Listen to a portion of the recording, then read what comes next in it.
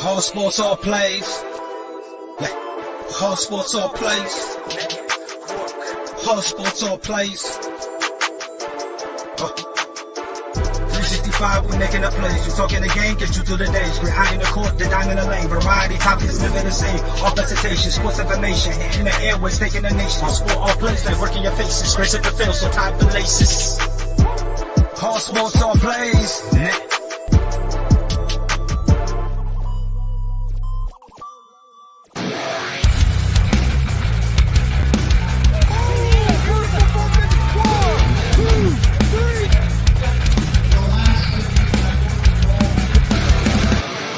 That'd be absolutely devastating.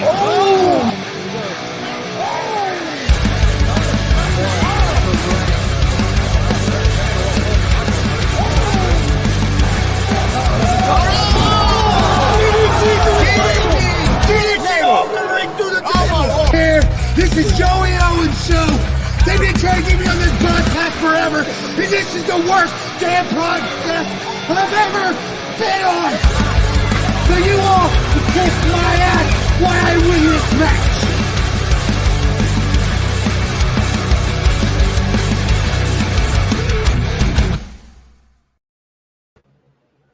All right, what's happening, everybody? Welcome to G.W.R. Gonzo'S Wrestling Room, Tuesday, September 5th, 2023. Doing it on Tuesday this week because the holiday yesterday. I'm Chris Gonzalez, joined by Tony Gonzalez and Marcus Fine. How's it going, guys? Going well. I'll let you get going like normal. I'm finished getting everything done. Okay, well, we'll start off with our independent wrestling. And I know Marcus went to a show at WCWO. All of us went to a show yesterday at Summit Pro. I'll let Marcus start off with the WCWO show. Hey, Kelly. I had some cut real quick. We had 3 or 4 shout outs on Shooting with Shane. He interviewed Delroy Iveta, which is Daniel from on here. Very good interview, but they shouted out to us at least 3 times on there. So thanks a lot, guys, for recognizing us. And the interview was fantastic. I have a new respect for Daniel I've always respected Daniel for what he wanted to do, but after listening to him talk, the kid's got more in his head than you'd ever think. So Cool. If you get a chance, go over there and see that. It's pretty good. Okay, what am I supposed to do? Friday night. All right. Not a bad show. I give it a B if I had to. It was a pretty decent show. A lot of new faces. I bet half the room was different people we've never seen before. So I don't know if they came from Comic-Con or where they come from, but there was new people there.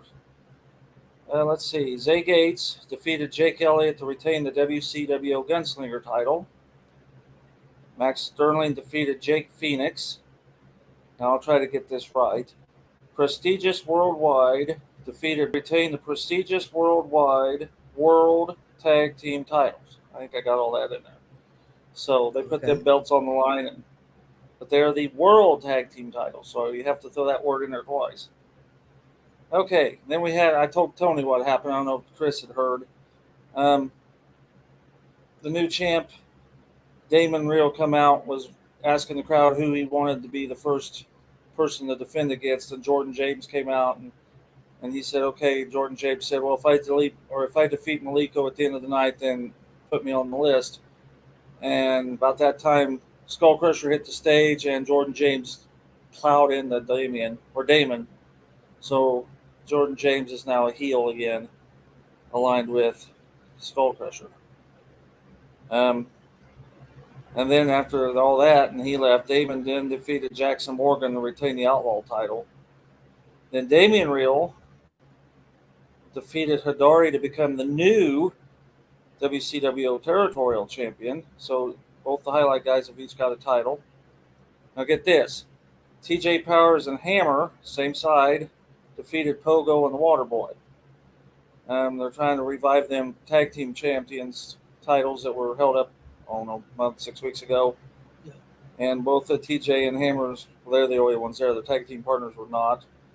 And basically Big Pete said, you two are going to wrestle with you guys are going to team up. So you want in this championship, you're going to have to team up. So they did, and it was funny as hell, arguing with each other and just doing stupid stuff. Well, then TJ did his pile driver on the water boy and covered him. Well, then Hammer ran in there on the other side, and they're almost on top of him. Then they're fighting on who pinned him. Well, I pinned him. No, I pinned him. So that's where that went. It was pretty humorous. And then Jordan James then ended it defeating Maliko in a very good main event. So solid B. It was not a bad show at all. Yeah, sounds like a pretty good show. Okay, we all went to a show Sunday, which we broadcast on YouTube and other channels. Summit Pro. Chris, what was the name of that show? Labor Day Lariats. Okay, Labor Day Lariats. I forgot. Really good show. I really enjoyed it. It was really solid, man. And the first match for me, Cameron Canyon and Idris Wolf, which I found out a little bit about him. He's a brand new wrestler that just got trained over at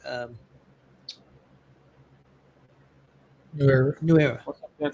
He came from that school, and he's brand new. And I tell you what, man, he was impressive. I was really impressed with him.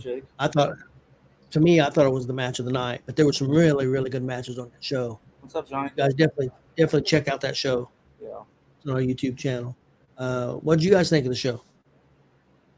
Well, I thought the show was spot on. I actually think that first match was the match of the night. And we got new tag champs. Yeah, we did. That was a good one too. That was a big surprise. But yeah, having that new kid we didn't know he was a new kid. You couldn't tell. No. He was.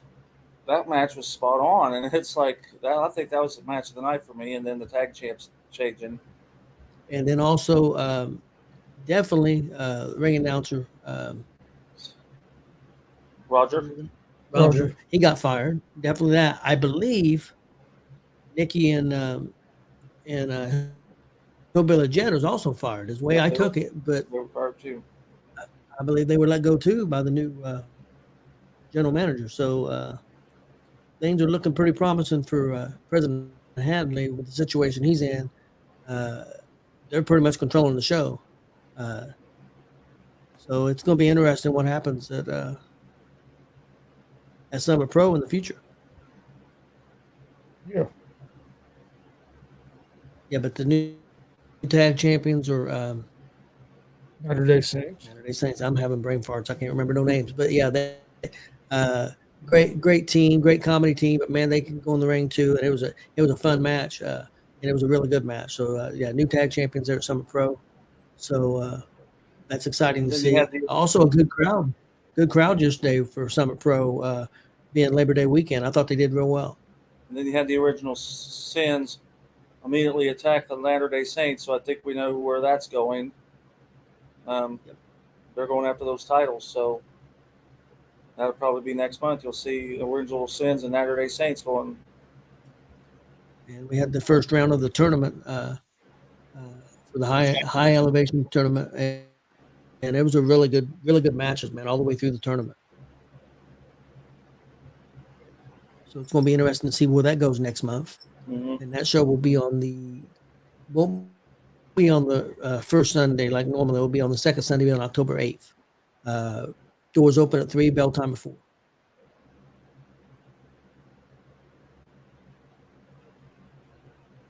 Okay, Chris, what'd you think? I thought it was a real solid show. I thought the whole show was pretty good. Really wasn't a bad match on the show. I agree with you guys that rookie, which I didn't know he was a rookie at the time, but thought he was impressive. Really enjoyed the tag team match. But yeah, I thought the high elevation tournament, the first round of it went real well, and there's going to be some good matchups there in the second round. So yeah. The show on the 8th should be a pretty good show. Yeah, I think so too. I went to one of the promoters and asked about Idris Wolf, and that's when I was told that he was a brand new recruit from New Era. Went through that school and just graduated. So, man, impressive. Well, there's a lot of impressive rookies. A lot of impressive rookies out there right now. Yes, there is. Yeah, I was really impressed with the show and impressed that they had a really good crowd for Labor Day weekend. I tell you, ever since they had that fair show, and not that they were not good before, but they are really hitting on all cylinders right now since that fair show. New areas, new era, not new era, Summit Pro, excuse me, really hitting on all cylinders. So need to go check them out. Doing Greenfield, good, Indiana. They do great shows, do great work. Johnny. I'll drop you a PM about Illinois. I don't think that's going to happen, but we will see you in October. So, Marcus, if you're ready, you want to go ahead and do your Indiana Pro Wrestler? Yeah, I got 2 of them. Okay, cool. Because I went back to do a little research from what we had talked about last week, and right down here. Well, it was kind of funny because I put in Bob Orton Sr. and I got the last one, but he was born in Kansas.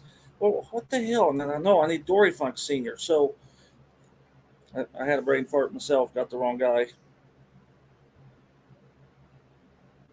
Hey, Billy Buzz, doing good tonight. Okay, we had talked about Dusty, and yes, he did go to West Texas State. I looked that up, and yes, he did. So yeah. What are we doing? Are we doing Indiana? Okay. Here we go. I had all the pay-per-view stuff from Payback. Yeah, we'll do that. We'll do that next. Right. Okay, Dory Funk Sr. was never an NWA champion per se, as in like what the belt Ric Flair and Sting had. He had versions of that belt, but to be the one like overall champion, he did not. So, okay, we're doing Dory Funk Jr. to start with. Born May 4th, 1919 in Hammond, Indiana.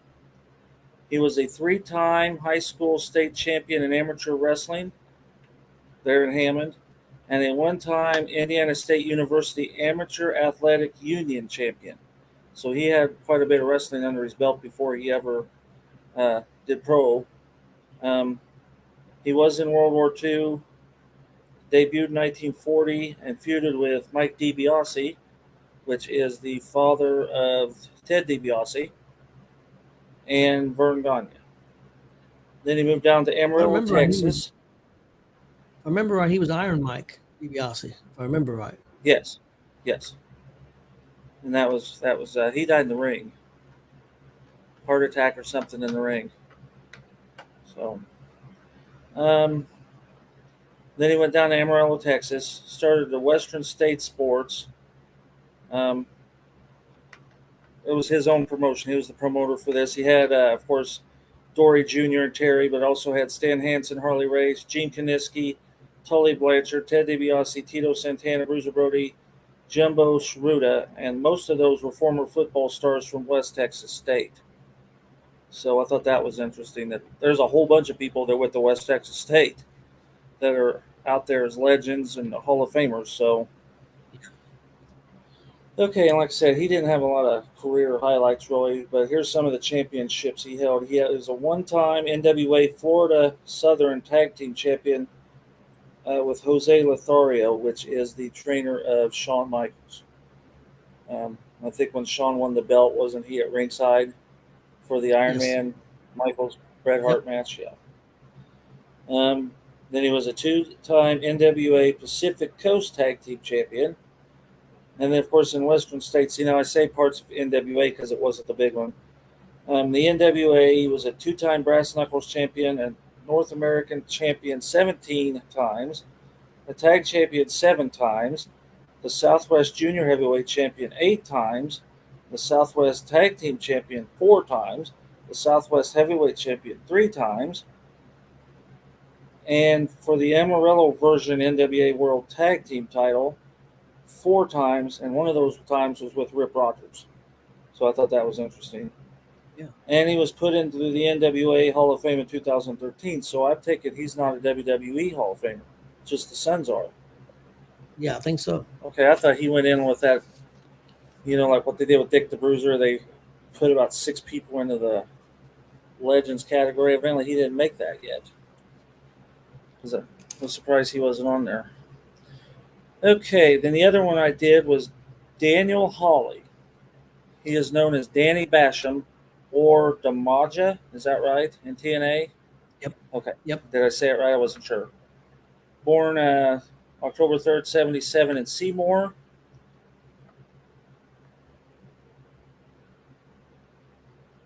Well, that could be. I know Dusty went there. I don't know if Dusty graduated. I know Dusty went there. I know Funk went there. I think Funk even graduated. I'm not 100% sure. I'm pretty sure Funk graduated. And I know Dusty went there. But again, I don't know if he graduated. Well, that could be. Make him look good. Could be. What's up, Damon? Well, excuse me. I know if you during Cody's promo about Terry Funk, he if you remember right, he did say that Terry was one of the few wrestlers that said they went to West Texas State that actually did go there. Yeah, he did say that during on SmackDown. Yeah, that's a good point. You're right. So who knows about them other guys? Because I would have thought we would have heard that somewhere down the line if that was fact. You know, we all know Vern Gagne's camp up in Minnesota. That's no, you know, they had a whole bunch of people and nobody's disputing that. But you're right. You don't hear about everybody going to West Texas State. So that could be. What was I doing? Oh, yeah, Danny Basham. Sorry. Born October 3rd, 77 in Seymour, Indiana. He was trained by Jim Cornette and Nightmare Danny Davis. Now, I'm guessing Nightmare Danny Davis is not the same Danny Davis as the crooked referee. Was there two of them? No.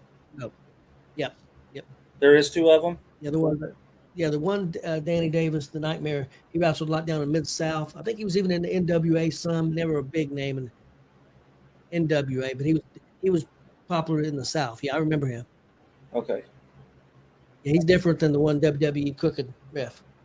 All right. Well, I thought that was weird. That guy couldn't wrestle worth a damn. How could he be training anybody? But anyway. Yeah. He debuted January 6th of 99 in Ohio Valley Wrestling. Of course, he was one half of the Basham Brothers with Doug. They used to do that gimmick where they'd swap out because they look so much alike. Yep. That they'd swap out in the ring. Won the WWE tag titles from Eddie Guerrero and Chavo Jr., and then lost them to Rikishi and Scotty 2 Hotty. And then he joined JBL's Cabinet stable, where they defeated Rey Mysterio and RVD, Luther Reigns, Mark Jindrak, Eddie Guerrero, and Booker T. I guess it was a four-way. And took the titles in, but then lost them to Eddie and Ray at No Way Out 2005. And then they basically became jobbers. He was an Ohio Valley Heavyweight Champion 4 times, a Southern Tag 3, and, of course, the WWE Tag 2 times, and was number 65 in the 2003 PWI 500. So that's what I have. That's pretty interesting. I remember the Basham Brothers. They had a pretty good little run. It didn't last a long time. Okay, next up, we're going to talk about the pro wrestling this weekend. I know Marcus watched Payback, as I did, and then also I watched probably about 80 or 90% of the pay-per-view on Sunday night, All Out, AEW's pay-per-view in Chicago. So we'll go over that stuff. First of all, Payback. Marcus, what's your thoughts on Payback? Oh, I loved it. The only match it wasn't a bad match. I just don't think it was a pay-per-view quality match. I would have put it on Raw or SmackDown. Was between Rhea Ripley and that lady, Raquel Rodriguez. The rest of those matches I thought were really good. The cage match was outstanding. Fantastic cage. Fantastic hardcore street fight, whatever you want to call that. Those are my two picks, but all those matches are very well done. Yeah, that's what I liked about the pay-per-view. All the matches were quite a bit different. You started the show with the cage match, still cage match. One of the better still cage matches that WWE has done in a while. I've been a little critical of Trish. I thought she was a step slow. In this match, she was not a step slow. They were outstanding. They did a lot of damage to each other. They didn't bring in the kendo sticks, and all that crap. they used a cage, and I like that. And if you you can look online and take some, you can look at some pictures of Trish and the damage that was done to her. There was definitely some damage done all over her body and her head, with bruises and stuff. So it was a heck of a match. I thought LA Knight continues to get over. I thought the stuff with Cena and The Miz was really good. With Cena as the special ref, LA Knight got the victory there. We had Rey Mysterio and Austin Theory. I thought that they had some really good moves during that match. Thought it's pretty good storytelling. I thought the way Mysterio won the match was really good. Uh, I know a lot of people don't like Austin Theory. I think he's really good. So Mysterio hung on to the U.S. title. Then match number 4 on the show was the Pittsburgh Street Fight. Yes. The tag team titles on the line. Judgment Day and Kevin Owens and Sami Zayn. And when I say the Judgment Day, it was all 4 members plus the one guy's trying to get in the Judgment Day. Pretty much were the ones that took the titles from them. It took all 5 of them, but they did. They are the new champs. Judgment Day is really getting over. They've got all the titles, kind of taking the place of stories are kind of changing. They're kind of taking over, and the bloodline story is evolving into something different. So Jey Uso, which I'll go over that real quick in a minute about Jey Uso and last night on Raw. So, but yeah, things are changing there. But that was an outstanding match. Could have been a match of the night. That and the cage match were outstanding. The world heavyweight title. Well, I got one before that. Rhea Ripley and Raquel Rodriguez. Thought it was a pretty good match. It was for the world title. Ripley won. Dom helped her win that match. Also, Dom was big in the other match, so he was kind of the MVP of the Judgment Day on that pay-per-view because he helped them win the belts. And then we had the main event, Seth Rollins and Nakamura. I thought it was a really good match, really physical. Told a lot of story when he beat on that back. They showed footage last night after the match on Raw. He attacked him again and drove him through the video screen back first and did more damage to the back. So the story's not over yet. So I thought it was a really good show. I give it a really close to an A, maybe an A minus. I thought it was really strong. AEW All Out in Chicago. I'm just going to talk about more of the positive stuff. There was 4 matches on the show that I thought was really good. And I think this show was kind of a reset. I think they're trying to reset and get things ready for the future with everything that's happened in the past. So I thought Miro and Powerhouse Hobbs were outstanding. 2 great big men. It was a big man match. I thought it was good. Hopefully, they'll continue to push these 2 guys because Tony Khan has had trouble pushing big guys in the past. So we'll see. Bryan Danielson and Ricky Starks had one heck of a strap match, physical. The only problem, I thought the match was great. The only problem I had was there was no story going into the match. Danielson took CM Punk's place. He was not in a feud with Ricky Starks before that. He was a bad guy. Now he's a good guy, I guess. So that was a disconnect, but it was still a really strong match. We had a women's match on it I thought was really good. Chris Stadliner defended her AEW TBS Women's Championship against Ruby Soho. I thought the match was really good. I really enjoyed that match. I'm glad to see that the women got highlighted a little bit and did a great job. Then we had I can't pronounce the dude's name. The one Japanese wrestler that I like, Kensuke Tashida, took on Kenny Omega, and probably maybe the surprise of the night, got a clean victory over Kenny Omega. I mean, clean pin. I thought that match was really good. I'm a big fan of Tashida's. I mean, I like Omega's work too, but I thought that was interesting. And then the main event, Orange Cassidy put his AEW International Championship up on the line against Jon Moxley. Moxley pretty much beat the crap out of him pretty much the whole match and won the belt.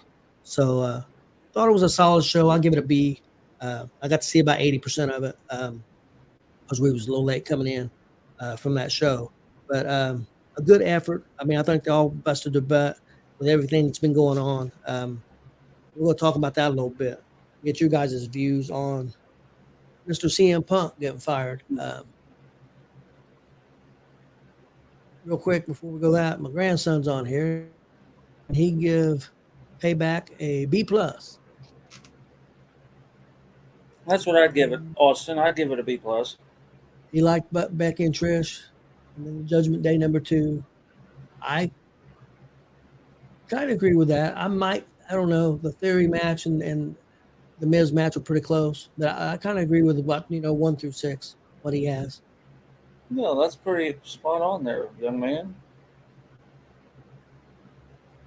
The only thing He's I pretty didn't good like most about of the time. He goes with the only thing I didn't care for in the main event is all those very high hearts hits, and it ended too quick. That with just a basic curb stomp, I thought yep, that was just too abrupt of an ending. Like you said, that he should have done it twice or yep. so. But that's the only complaint I had about any of that. And like I said, Rhea and Raquel, I thought was just really wasn't pay per view quality in my opinion. But You got Chris Higby on there already commenting on Punk, and CM Punk is toxic, and AEW is better without him. That's going to remain to be seen. I mean, I listened to Monday's show today of Busted Open with Mark Henry, and which Mark Henry works for AEW behind the scenes, and Bully Ray and to Dave LaGreca. The one thing I thought was interesting about Mark Henry, he kept saying that the alleged problem was CM Punk. He never would say CM Punk was the problem. He kept saying the alleged problem was CM Punk. And Bully Ray also brought up some points. There was problems in that locker room before CM Punk ever got there. I mean, they've had issues before. Well, that's one reason Cody Rhodes isn't there. I believe that. I believe. I believe that too. One thing Mark did say, he knows for a fact. Said people can try to dispute it, but he knows for a fact that with CM Punk gone, they are going to lose some money. There's revenue there that he was bringing in that they're not going to get now. And he said that's a fact. People can dispute that all they want. Now, may I clean up the problem behind the stage? He said we'll see. But he said as far as selling merchandise, tickets, and stuff, CM Punk did help them. And so that's one thing that Mark Henry did say. One thing, and I kind of thought Punk needed to be gone too. I think he just couldn't handle things. And it's not all his fault. I think the situation there is run like a circus, and he couldn't handle the circus. And I think most of the blame goes to Tony Khan. That's my opinion. But one thing that came out yesterday, the Young Bucks and them guys, Omega and what's the other guy, Hangman, they do a show every week, something elite. Anyway, I can't think. I've never watched it, but I have seen a little bit of footage of it, and they came right out taking shots already. I mean, it shows. The show opens with Kenny Omega drinking a Pepsi and then spitting it out. I said, "How anybody drink this crap?" Because CM Punk was big on the Pepsi, and just taking shots. And the reason I have an issue with that because these guys are supposed to be executive vice presidents of that company, and they're doing this stuff. How can you be an executive vice president and do things like that? And that's the problem Tony Khan has. He don't run a tight ship, and that's why he has the issues that he has. And people can complain about Punk, but the show that, now, again, I'm not saying I agree with the fact that they give Punk Collision to run, but they did, and people was liking Collision's show on Saturday better than Dynamite. But the one smart thing I think he is doing, he's bringing Bryan Danielson in now to run the Saturday show. So we'll see how that goes. There's some people commenting on here.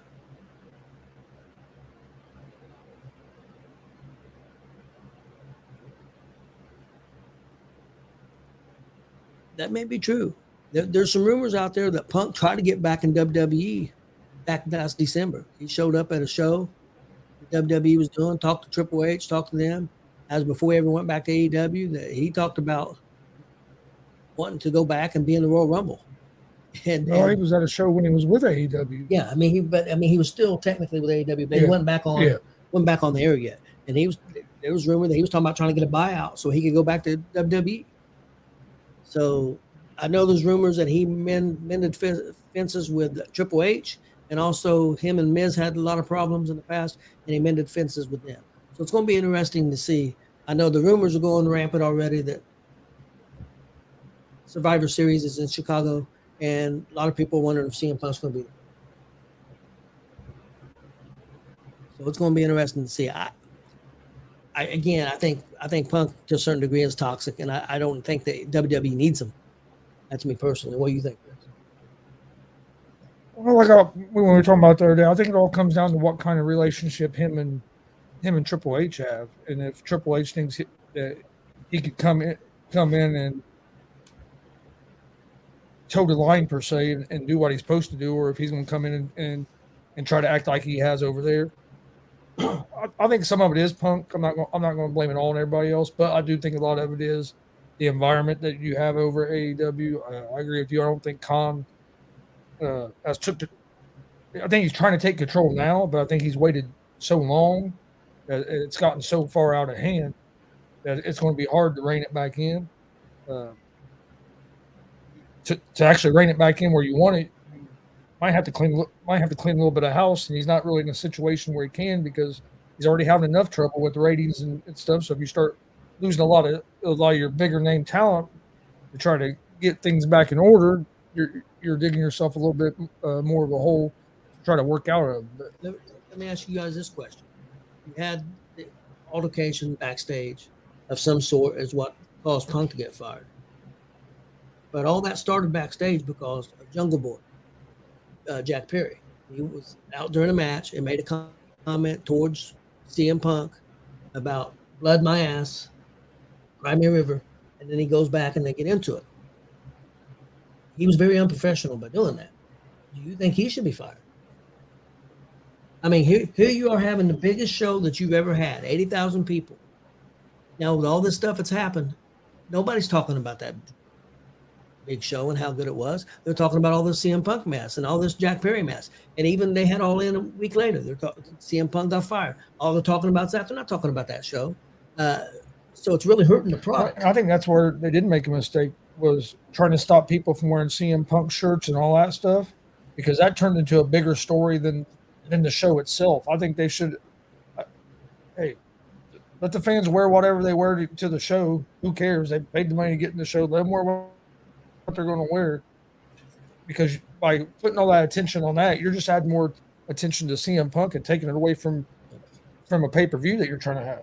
So I thought that was a bad move of trying to stop people from wearing shirts and making them turn them inside out. And I don't think I'd have fired him right before the show. I think I'd have waited till the day after the show before I'd have fired him.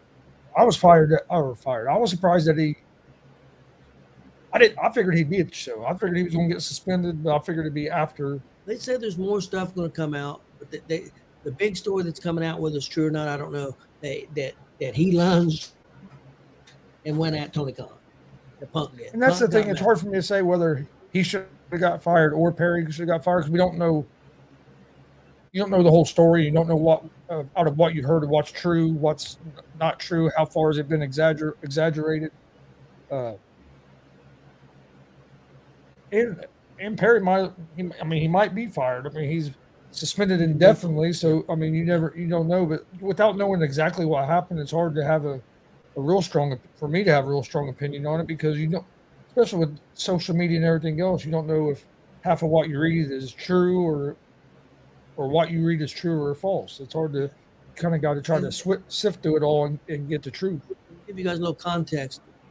Back when this happened a year ago, when CM Punk went off on Hangman Adam Page and the EVPs, is what upset him was that in an interview that Hangman Adam Page did, they asked him, what's it like to have all this great, you got Arn Anderson and you've got Mark Henry and you've got all these guys in the back. What's it like learning from them guys and taking advice from them guys? He said, I don't believe him taking advice from them guys. He said, I think you just need to go out there and figure it out yourself. And that set CM Punk off. He said, go tell Terry Funk that you're not going to listen to his advice. He got very upset about that. And I understand. I think it's disrespectful. Yeah, I mean, you got all that knowledge back there, but you don't need to listen to it. He basically said, I'm one of the guys who helped start. He did say this. He said, I'm one of the guys who helped start this company. Why do I need to listen to it? So, and that upset him. And that's probably why your company's not growing. Yeah, it's not growing. Yeah, Damien, I thought that was pretty funny too when he said he was in fear for his life. Let me ask you something. That's what he said. That's one of the reasons he. I seen something You guys froze up. There you go. I seen something earlier where they said that who knows how old this person was, said the AEW event at Wembley Stadium was so much better than the WWE SummerSlam 92 event was. What's your thoughts on that? And you're talking 3 decades. It's a whole different product. Yeah, it's a whole different product. I think that personally, I'm a big WWE fan, and I'm not a big AEW fan. So you might be asking the wrong person. I think that there wasn't a match on that show that would hold up to, in my opinion, to Bret Hart and British Bulldog. That's my opinion. And I'm not even seeing the other one, but I can. That's just my opinion. I think their product is just different. It's not geared towards me and a guy like you, Marcus. It's just really fast paced, spot after spot after spot. Let's kick out of 4 Canadian destroyers. And look, there's people out there. I think it's hurting them, like Chris said, it's hurting them as far as trying to grow, but they're doing good with the 800,000 or 900,000 people that watch it and people that order their pay-per-views. They do good that way. So I'm not going to put them down. And they give me, they got MJF right now, who I think is knocking it out of the park. I'm a huge fan. I've always been a Adam Cole fan. So they've got elements on there that keeps me going back to watch this show. But I am not a big fan of AEW, and I'll tell people that so I can clarify that and they know that. But I'm trying not to be a hater. I want them to succeed. It's the best thing for the wrestling business for there to be AEW and there to be an impact. And the more successful them companies are, the better the wrestling is going to be. Even the independents, because there'll be more opportunity for the independents. That's my point of view. When I see it, I just like, you got to be kidding. They're talking 3 decades. A lot has changed. It's not the same product. So no, it's not. And the kid was probably only 15, 18, 19. Probably wasn't even all old. Wasn't even alive in and that's their main audience is your like 18 to 35 demographic. That's their main audience. Yeah, because I remember one time I posted something on Facebook about the 4 Horsemen, and a guy that I know, a young guy, he's about 20 years old, said they were great and everything. And he said, but it was pretty boring. Well, he said none of them guys compared to Kenny Omega. I disagree with that, but that's just my opinion. I don't think he's seen enough of Ric Flair and Arn Anderson to make those judgments. Steve-O, And I'm not, I'm not. This might piss a lot of people off, but Kenny Omega couldn't wear one of Ric Flair's boots. I don't disagree with it. When we talk about the total package of selling, mic skills and everything, he's not even close to Ric Flair. That's my opinion. That's probably gonna make a lot of people mad, but that's okay. That's just an opinion. That's my opinion, but I don't. But I've never been. I'm not saying Kenny Omega's not good, but I've never been one. I've never seen all the hype behind them, as some people have. And I'm sure there's people I like that people don't see the hype behind. So that's how it is. Everybody has their own opinion, but Kenny Omega ain't the best wrestler on the roster. Bryan Danielson's the best wrestler on the roster, in my opinion. It's not even close. I think the best thing that they have is MJF. MJF went 70 minutes with Bryan Danielson. MJF can go with anybody on the mic. MJF is a true superstar, in my opinion. And he better be worried about trying to keep him. I've been saying it for a while. I think he's going to end up in WWE.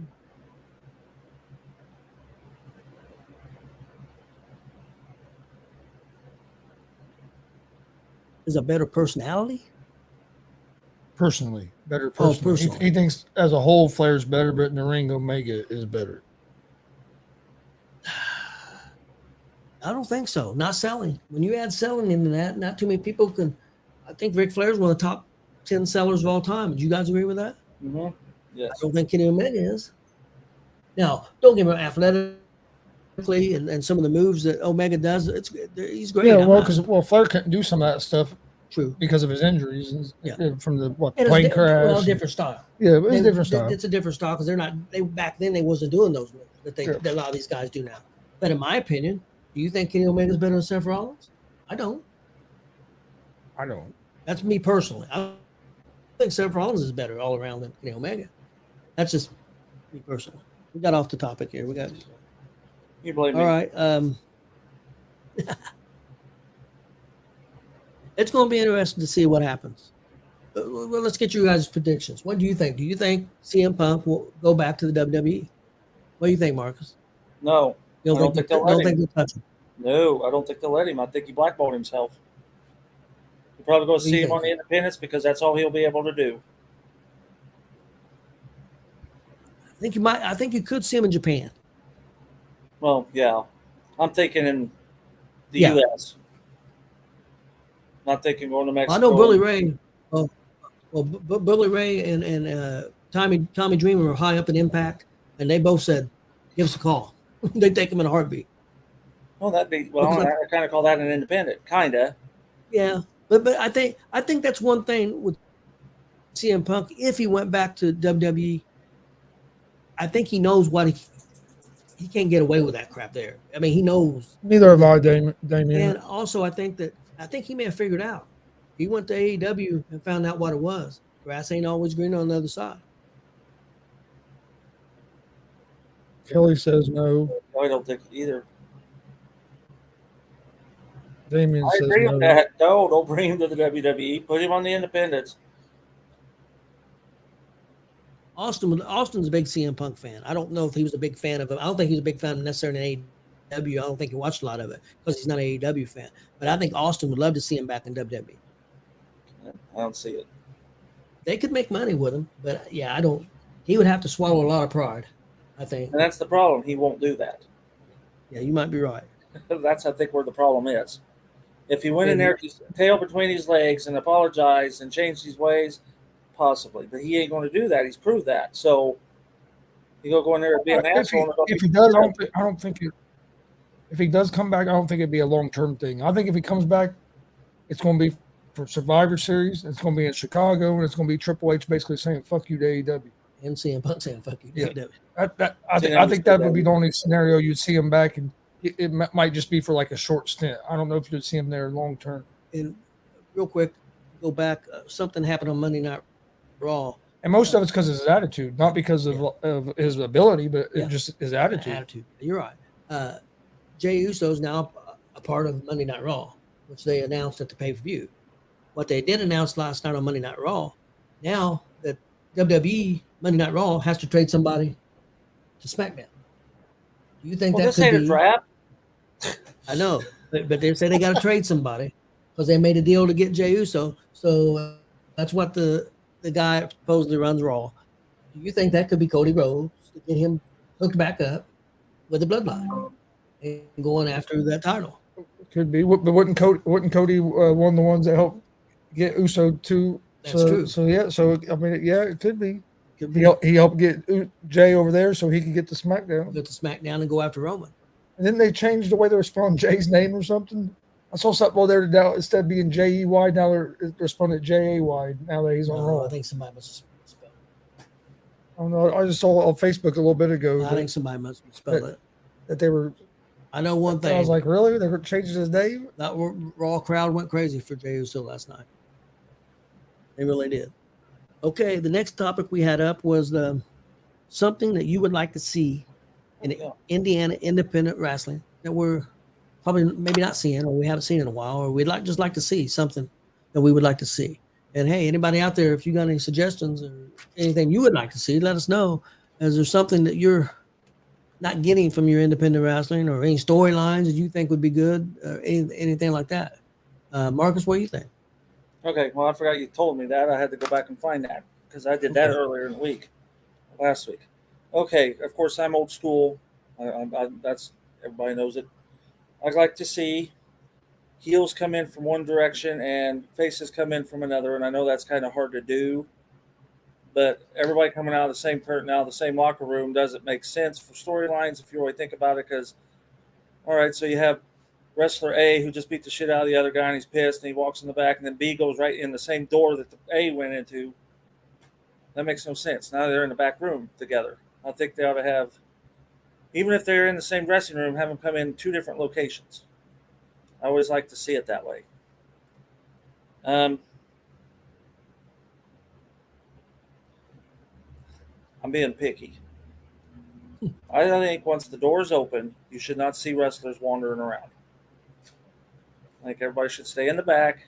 Now, when intermission comes out and they all do their meet and greet, sign, get sell the merch and stuff, yes. But I see too many wrestlers wandering around, and I guess that goes back to the old school days that you just didn't see that. Remember the old timey cardboard posters that were about Yeah, when they're what posted. you talking about? I'd like to see those come back, where you Yeah, can drive down the street and see a no, on a pole. Yeah, they got them up at the Dub. Some of them up at the Dub. Some of the old ones. Yes, and I got a whole collection in the garage of ones I've stolen off. I'm sorry, taken off of poles. Stolen thief. Over. I'd like to see programs come back. If promoters put a little money into putting a program together, I bet the fans would buy them. Put like a picture, some bios in there.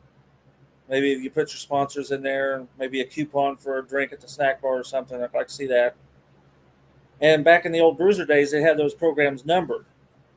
And at intermission, normally at intermission, they'd call off like 3 numbers, and those people get free seats for the next show.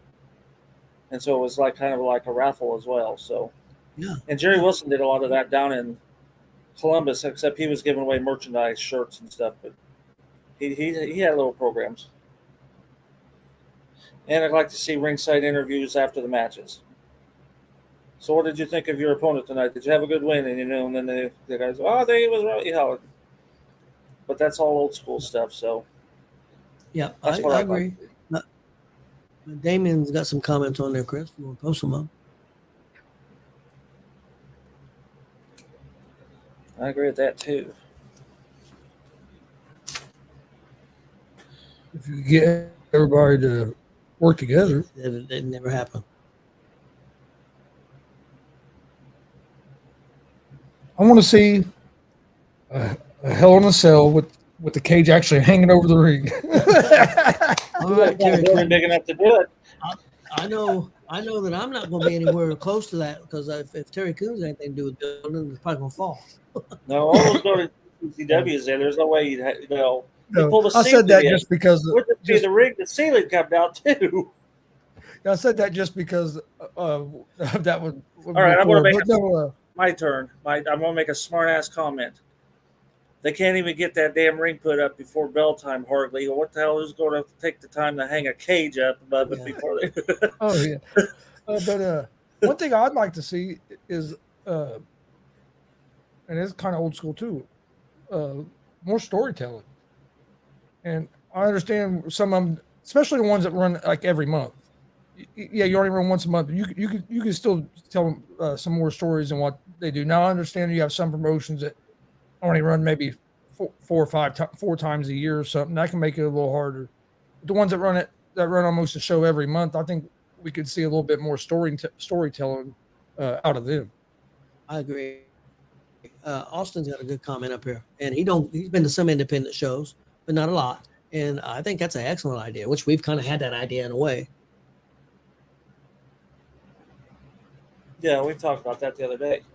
Yeah, Austin, I talked about that. I said you could even have, like, say the promotion of Kokomo send a main event of Kokomo main event, and you could send so that way you don't have the issues. Well, my guy's got to go over this, that. This is Kokomo's people, and then Columbus could send a main event of their guys, and boom, and then DCCW sends a main event, and WCWO and Summit Pro and Word Pro and there's other organizations, the PWK, all send main events. You could have 10 matches, and you could have one heck of a show and promote all these. And the promoter would be responsible for his 2 people and his 2 people only. So, yes. Yeah. I think it's a tremendous idea. Of course, I'm sure I'm not the first one to ever come up with it. And Austin's kind of down that road, maybe in a way. He may be just talking about more of, DCCW best against Word Pro's best, or that type of thing. Well, that's where you get in trouble. I think we found that out with one of the events we've seen down there at the Dub one night, where they were trying to get promoters versus promoters, and promoter A's group versus promoter B, and then they get the fighting back there. And I ain't going to. and that's the issue. You got egos and everything involved. Yeah, my thing is also story driven. I think there's some stories out there that they could tell. I would love to see, and I'm saying this is a perfect example, but if you get a manager involved, one of the female valets involved into a storyline, that's something. I mean, Mike King's talked about it. And I'm not saying we need to go to exactly that story, and probably couldn't do some of the stuff they did where he dragged her around by the hair of her head and all that stuff, nowadays. But I think there's a story there. Well, heck, I'll go ahead and say it. I think Lily Love would be perfect with Dalton and maybe even Luke into a triangle situation, or even if you didn't use Luke, use another wrestler that you could use into that Macho Man, Hulk Hogan type situation. And there's other stories out there too. You had Baby Doll and Dusty Rhodes. You had many different stories. I think a story like that would go really well, and I would like to see stories like that involved. And more. I agree. I do agree. They need to use managers more because, like, you see a lot of managers come out to the ring, but they just stand there. A lot of times they don't interfere. They don't do anything. Yeah, they stand there in front of me because. Shout out to Hollywood House and Marvelous Mr. Bell, who both were great managers, great mouthpieces. Both come out and get the crowd going.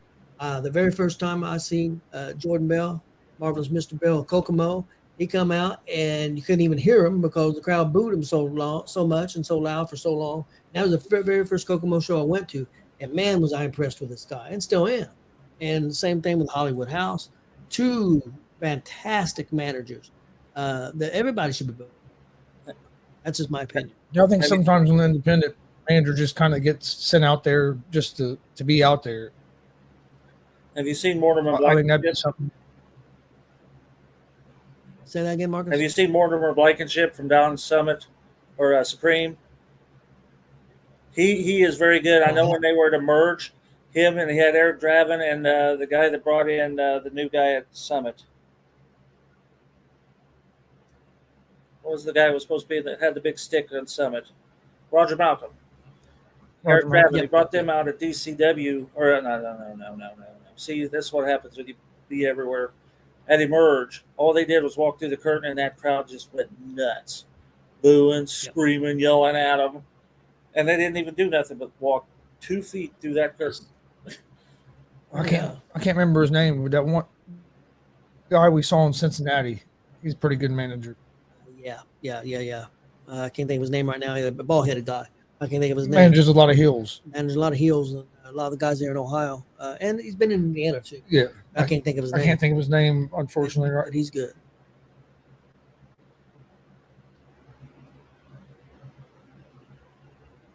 I don't disagree with you, Austin. He's talking about Hollywood House could be a manager on big time, and I don't disagree. I think Hollywood's got the skills to be, and I think Jordan Bell does too. That's just my opinion. I think both are really good. I think Jordan leaving Kokomo's promotion was a negative for Kokomo's promotion. That's my opinion. For whatever reason he left, I don't know, justified or not, but I think it was a minus for a AACW. My opinion. What was Kelly's? I think he had Kelly's red before he moved it. Oh, my bad. I think she was piggybacking off Damien DeVille, saying that like WCW, DCCW, and AACW have been working together and are working on this now, trying to do even more, I guess.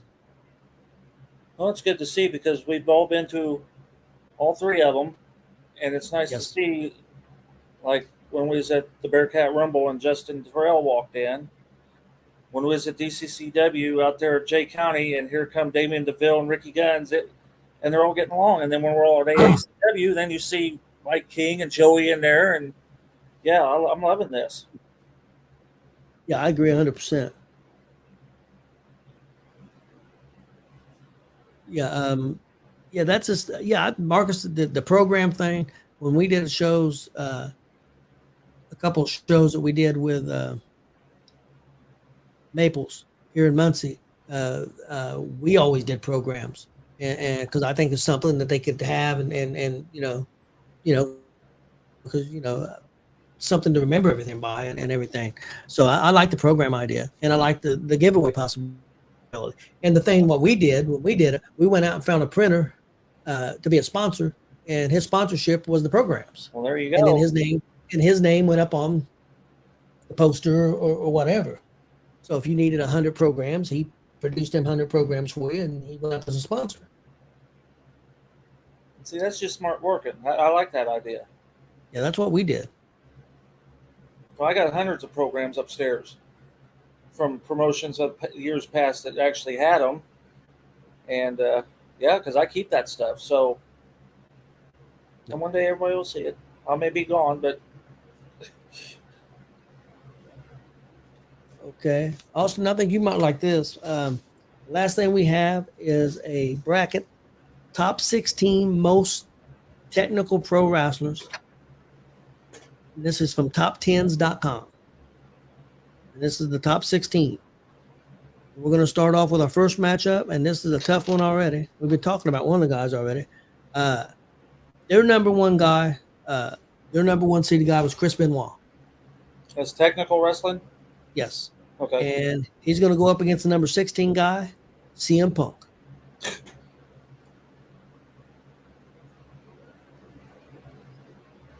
Well, it's power of elimination. I'm going Benoit. It's going to be. I think Benoit. You guys out there can help us out on that if you guys want to say what you think. Kelly Didn't matter says who Benoit. Punk was going up against. It would the opponent would always win. You could have Damien had, said Benoit. you could have had Yep.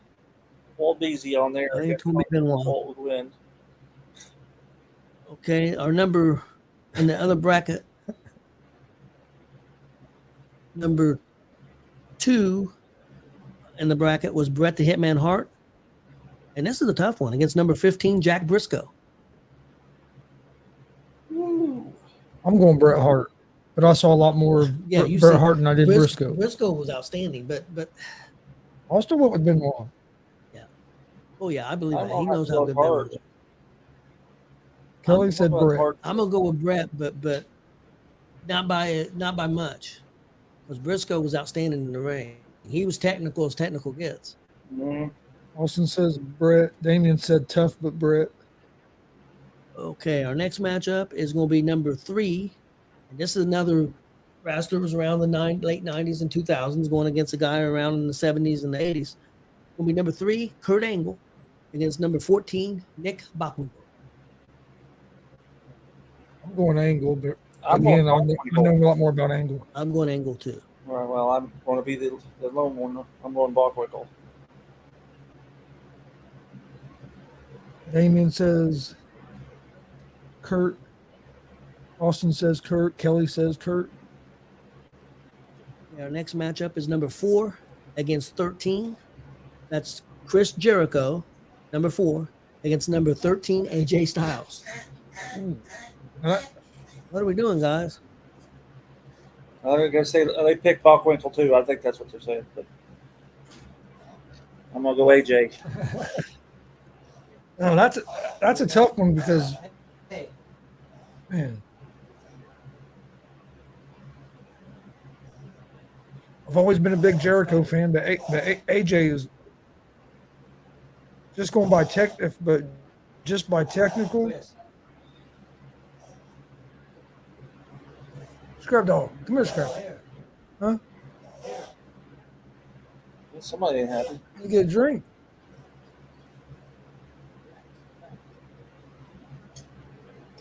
You okay, bub? Dog having trouble breathing.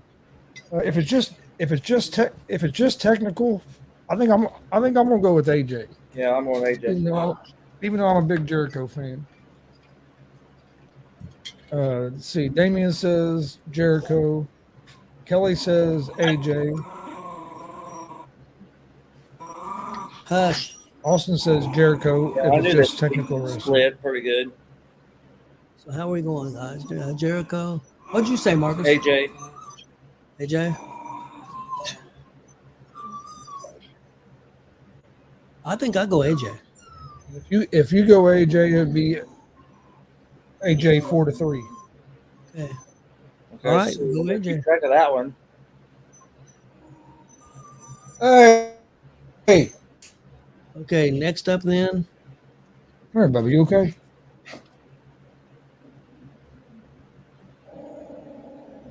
Scrappy. Stop. Next matchup, we have an 8-9 matchup. Daniel Bryan. Guys, quit. Daniel Bryan and Ric Flair. 8-9. Go down. Number 8 was Daniel Bryan. Number 9 was Ric Flair. I'm going Flair. Technical, just technical. Just technical. I'm going. Scrappy. Guys, Quit. stop. Go lay down. Go lay down. Oh, boy, stop, buddy.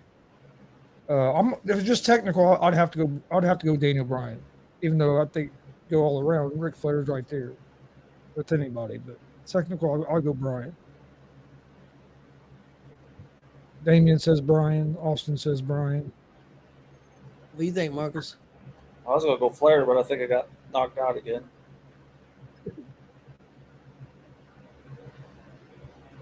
Our next matchup, we got number 6 against number 11. I don't know if it gets much tougher than these two guys.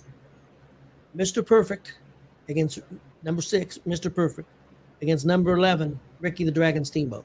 I don't know how Steamboat's that low.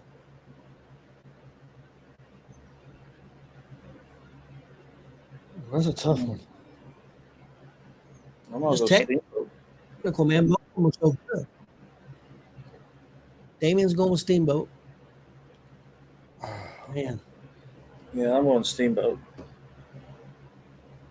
I think I'm gonna go Steamboat, but that's close.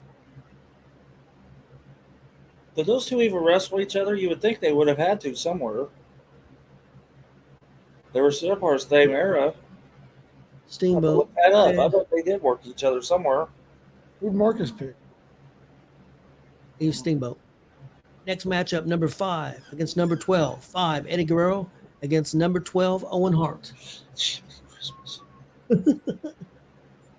I think I'm gonna go Owen. I'm going Owen. Eddie Yeah, Guerrero wrestled some really technical matches too. I think if Owen was still alive, Owen would win that. But I'm going to go with Guerrero. Of course, Guerrero didn't outlive him much longer, but Man, technical. I'm going with Owen. You said Owen, right? Marcus said Eddie. Daniel said Owen, or Damien said, excuse me, Damien said Owen. Kelly said both. Yeah, that's a hard one. Austin said Eddie. Ooh, I do have another one on my side. We're about tired out, baby.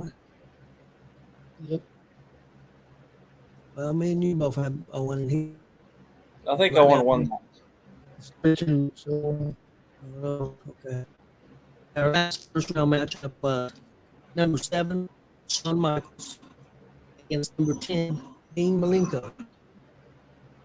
That's funny. Dean Malenko came up because in that interview that Daniel did with SWS, he brought up Dean Malenko. I'll go Dean Malenko because, like I said, I'm never was a Shawn Michaels fan. I know he was very talented. I don't doubt him. I just never got it. It's a different thing. In ring, in ring, because in ring different than technical. I can Shawn Michaels all day long, but in ring, but technical, I think Dean Malenko. You know, you guys are scrambled pretty good right now too. Your faces are there. You go. Well, you're kind of breaking out of it. Okay. Chris is kind of scrambled anyway. I'll go Malenko. We got I know Daniel will. Deans. He's still on there, but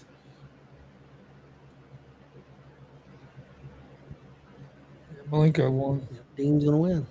Damien has Malenko. Austin won Michaels. Okay, so our next matchup was going to be number 1 rated Chris Benoit against number 8 Daniel Bryan. I'm still going Benoit.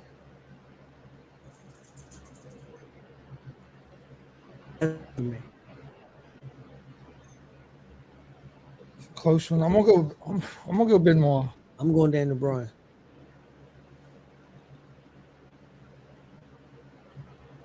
Look like 3-2 right now, Benoit.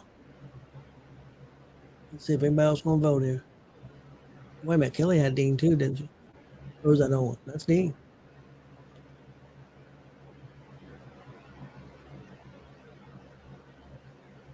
No, okay, we go. Yeah, it's going to be Benoit.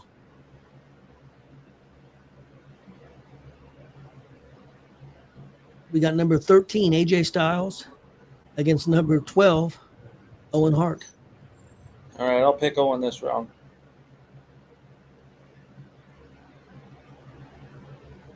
Oh, I'm gonna go Owen. Damien says Owen. I was going to say AJ, but I don't think it's going to make a difference. Because Kelly said Owen. Number 2, Bret Hart against number 10, Dean Malenko. Brett. Because there's matches of those guys out there. I've seen it. But Brett still, I think, was the better one.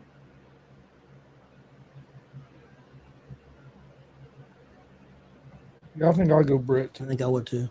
It'll be Brett. Next up, number 3, Kurt Angle against number 11, Ricky the Dragon Steamboat. Who did Angle beat in the first round? He beat Bockwinkel. Oh, that's right. That's right. Okay. Well, I'll go Steamboat. Is that who I'm picking? That's Angle and Steamboat, right? Yep. Yeah, I'll go Steamboat.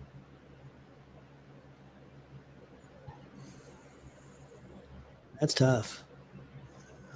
I'm such a Steamboat fan, but Angle's awful good technical in the ring too. Oh, I'm gonna go Kurt.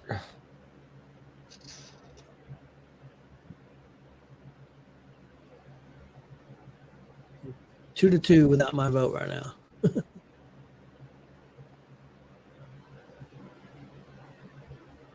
3-2. No, it would be 3-2. Yep, 3-2 without my vote. And I don't want to tie it. Tie it. We can stay tied forever. Kelly say anything yet? Yep.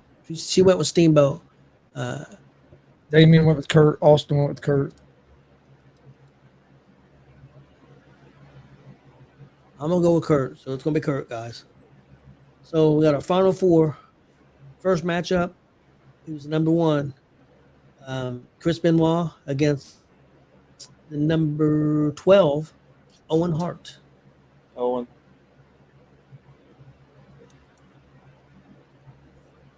I'm going to go Owen as well. Bruce McGar came in with Angle. So. Yeah, so What's up, Bruce? what do you guys think? Chris Benoit or Owen Hart, best technical wrestler? Just technical, not. We got 4 Owens and 1 Benoit so far.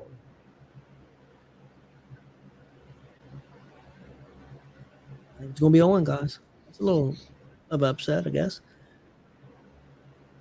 Okay, we've got in this final 4 bracket, number 2, Bret Hart against number 3, Kurt Angle.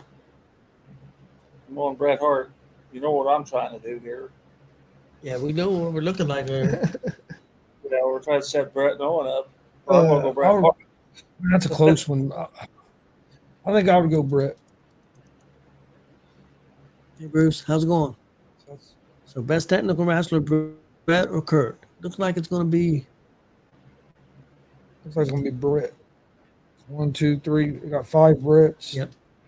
So, our finals. We've got, he was a number 12 seed, Owen Hart, taking on number 2 seed, his brother, Bret the Hitman Hart, who was the best technical wrestler in the ring. I'm going to go Was it Bret? WrestleMania Yep. 10 opening bout. Yes, it was. A great Owen one. Hart is, yeah. I'm going Owen. I'm surprised you're such a big Bret fan. Yeah, but Owen, I think Owen was ahead of his time. I think Owen was going to be a real big star He just before the accident happened. But yeah, We got a couple Bretts. Going with Owen. Chris is going with Owen. What'd you say, Marcus? Owen. Austin said Oh, Owen. that's 5 Owen. So I think it's going to be Owen, guys. Wow, how about that? There were some really tough matchups there. How was Steamboat number 11? Yeah. Ricky's I mean, on don't get there. me wrong. I think Eddie Guerrero was great, and I really like Eddie Guerrero. But when you talk technical, do you think he should be a 5 and Steamboat should be 11th. No.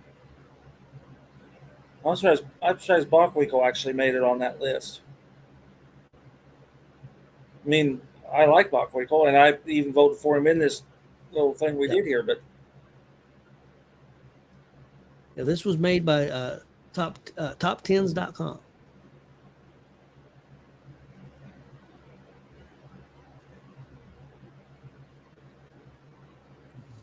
Well, guys, that's pretty much it for tonight. Hey, everybody, don't forget that DCCW's got a big show coming up October the 7th at Jay County. You can get on jcountyfairgrounds.com and get all the information. But they are going to have on the show Gang Grill. Also on the show Papa Shango. Also on the show The Godfather. And also Victoria, who's in WWE. and it looks like Brian Pillman Jr. is on the poster, so. No, that's not Brian. That's not him? I No. thought that was Pillman Jr. on that.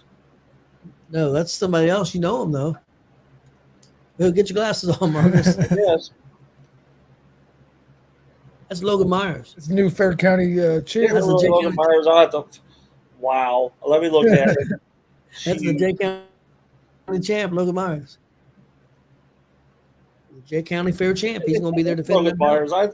I just kind of glanced at Ari was on the other side. It's Yeah, like, Ari Alexander's also going to be there. It's going to be a great show. You can get your ticket prices and everything. I know general admission are $15. I know the front row and second row is more expensive. They've got tables, but you can get that information. It's going to be a great show. Definitely check that out. Can we plug JICW? Money's going. What'd you say, Marcus? So can we go ahead and plug JICW as well? Yeah, sure. Austin Fury show in memory of the late Austin Fury, who passed away a few years ago. They're doing a heck of a tournament down in Martinsville on the, I think it's the 23rd. Let me look. Yes, September 23rd at the fairgrounds in Martinsville. They got like 12 guys coming in for this in a tournament to determine the Austin Fury Memorial Championship. I went last year. It was fantastic. So yeah, we're going to be there, so we're looking forward to it. Gonzo'S Wrestling Room will be there. Chris Chaos will be our special guest commentator that day as well. We had Ricky Guns on this past week. Yes, we did. Guest commentator, and went very well. It did. If anybody else wants to do that, you got to learn how to run the camera, though. But we cameraman too. We'd be more than happy to Yeah, go on. Got Alan Bradley here saying sorry he was late, but he was talking about the CM Punk situation, which we kind of went through. Yeah, I mean, Punk definitely had his issues. I think that there was a lot of issues with that locker room already. I think the biggest issue is Tony Khan didn't have control of his locker room. Mm-hmm. I think we can all agree to that. I think that's probably the main issue. They asked Mark Henry this question. Billy did, which Billy already knew the answer. Would that stuff ever happened? And how long would it take for WWE to shut that down? And he said, no time flat. He said, Mark Henry brought it up again. He said, I got mad at Shawn Michaels threatening to kill him. He said, next thing I know, I was on my way to OVW. And that was only because they liked me or I'd have been fired. He said, I was OVW with Jim Cornette for 6 months and Rip Rogers. And Rip Rogers telling me to get my fucking lazy ass to work every day. And he says the only man that can get away with saying that. That's what Mark Henry said. He loves Rip Rogers.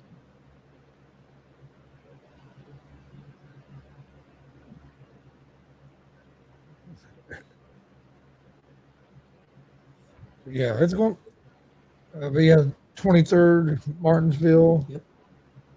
We'll be at the following day at Warrior Pro, 24th. Mm-hmm.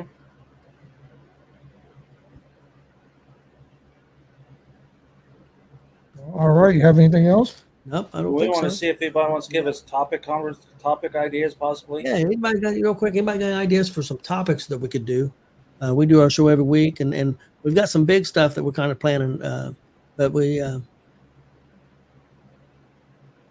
But if anybody's got any suggestions for topics, we would be more than happy to take them.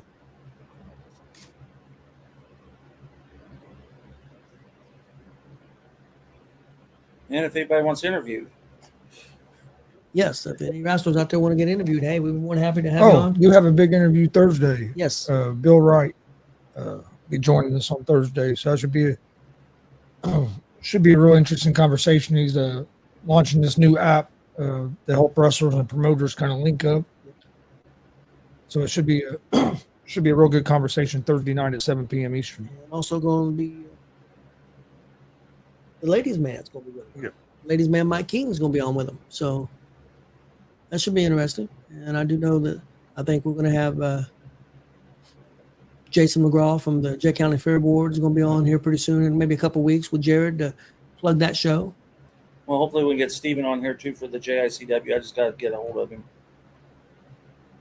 We don't want to go down that road, Alan. We talked about that already. I'd do it. Hey, I'd I'd do it because I work at Walmart. I can get the butt cream. I ain't no problem. But I don't think Marcus wants to do it. Austin's got an idea. Top 15, 20 women wrestlers of all time list. All right. Well, let's do that next week then. We can come up with rank our own if you want. Yep. Hey, you guys froze up. Real quick, Austin, just off the top of your head, who's number one? Who's the greatest woman wrestler of all time? AJ says, what match deserves to be considered great but has been forgotten? That's not a bad idea. Yeah, that makes you think. We can do that. Come on, Austin. Who's he love? Well, I know who he don't love. It's probably going to be mine and yours number one greatest women wrestler. Austin don't love. That's Charlotte Flair. He doesn't like Charlotte Flair? He's not a big fan. Austin's Becky Lynch. He's a big Becky Lynch fan. Well, she'd be up there in the top 5, I would think. Yeah, Charlotte's my number one. I mean, come on now, look at that woman. And I'm not talking sex appeal. Don't get me wrong there. She is talented. I tell you, somebody might have a chance to surpass her, especially if she can get some women that can hang with her, and that's going to be Rhea Ripley. I think she's got the talent.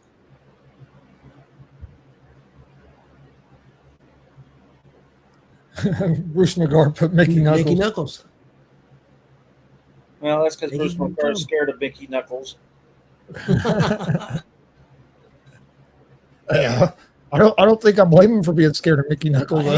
Hey, I'd pay to see that match, Mickey Knuckles against Bruce McGar, hardcore match. I'd pay for that. Mickey Knuckles beat up a referee practically in Lafayette that day.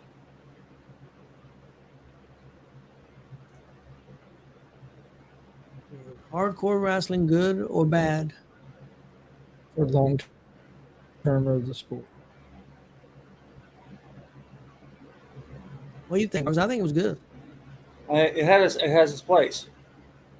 Yeah, I think it was good. But again, it has its place. So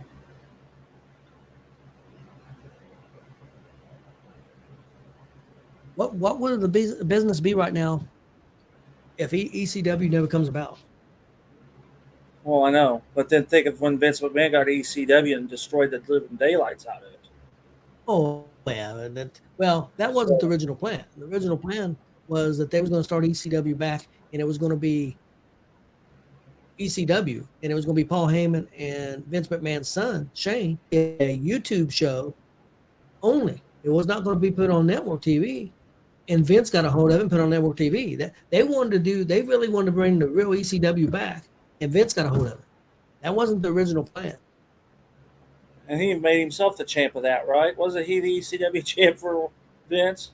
You know, that show wasn't that bad. The problem was they called it ECW. You called the show something else, it'd probably been fun. But you just didn't want to call it ECW because it wasn't ECW. Well, okay, you got a point there.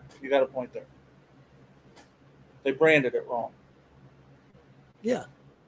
I agree. I think the show wasn't. I don't think the show was terrible. It just wasn't ECW. It wasn't what the fans wanted. Because you said you was going to bring ECW. That's not what you give them. I agree with Austin. You know how I feel about death matches.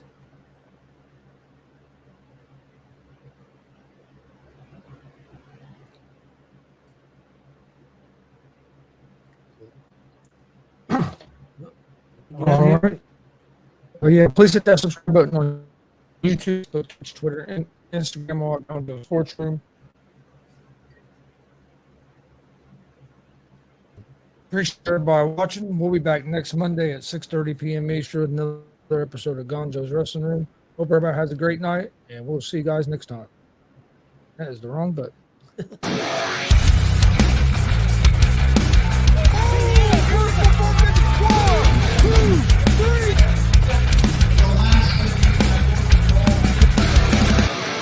That'd be absolutely devastating.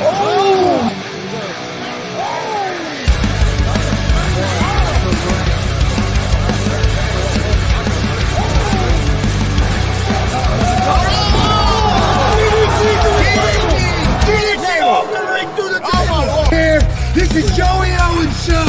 They've been trying to get me on this podcast forever, and this is the worst damn podcast I've ever been on. So you all can kiss my ass while I win this match.